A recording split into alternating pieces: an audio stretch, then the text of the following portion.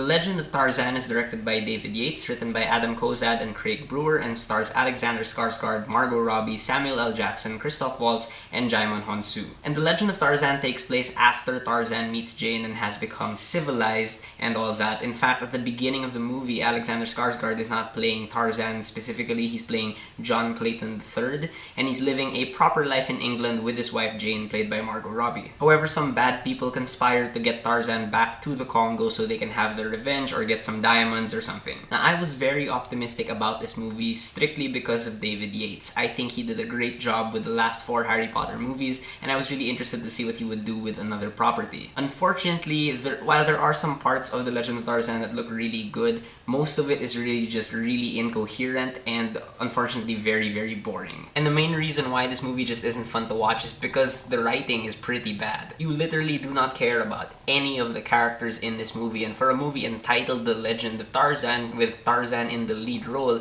there's shockingly little to his character. He comes off like an archetype and there's really no depth to him. Same goes with Jane, and what's funny is that in all these interviews they kept saying that Jane is more than just a damsel in distress, you know, she can hold her own, but in the end in the movie, like, she really does end up like a damsel in distress. And this movie has 2 antagonists, but you never feel threatened by either of them. In fact, you feel more threatened by the undertones of slavery and colonialism that are present in this movie. However, these themes never actually get touched on. They're just kind of glossed over. And this is a very, very talky movie for a Tarzan film, and all of this dialogue is just really, really flat. It doesn't really reveal anything new about the characters. Now, this movie isn't really an origin story for Tarzan, but his origin story is touched upon in like these really awkwardly placed flashbacks throughout the film, and as the movie went on, I began to realize that these flashbacks were being placed in these weird areas, probably to mask the fact that there isn't really much of a story to tell here. Really, if you look at all the events that happen in the present in this movie, there's really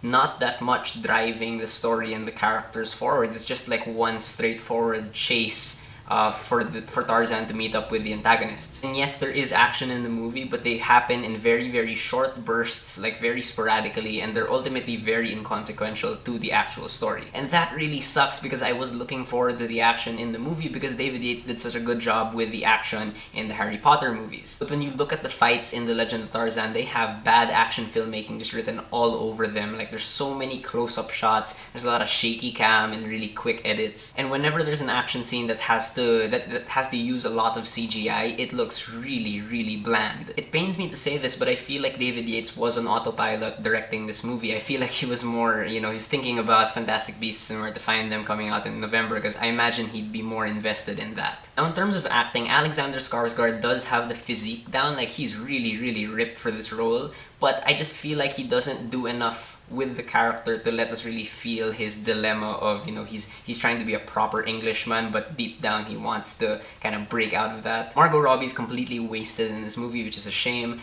Christoph Waltz really proves that he's only really good when he's directed by Quentin Tarantino, because in all the other movies he's in, he's just kind of functional. And Djimon Hounsou is good, but he needed more screen time, and I feel like whenever people put Djimon Hounsou into their movies, like in Guardians of the Galaxy, they never give him enough screen time because this guy is good. Unfortunately, you can't really enjoy this movie as a story, but you can't really enjoy it as a spectacle either. And that's because so much of the CGI in The Legend of Tarzan just feels downright unfinished. There's so much green screen in this movie that's so obvious and fake looking, especially when they have characters swinging on vines. It doesn't feel real because it doesn't feel like they're following any sort of physics. And it's really obvious that they didn't use motion capture primarily for the apes because they just feel awkward in the environment, and yet they still expect us to care for these ape characters when it's really not that easy. It's not easy to be Dawn of the Planet of the Apes. However, I do wish they stuck more to practical effects in this movie because the practical effects that we do see are really, really cool. Like, the actual sets that they constructed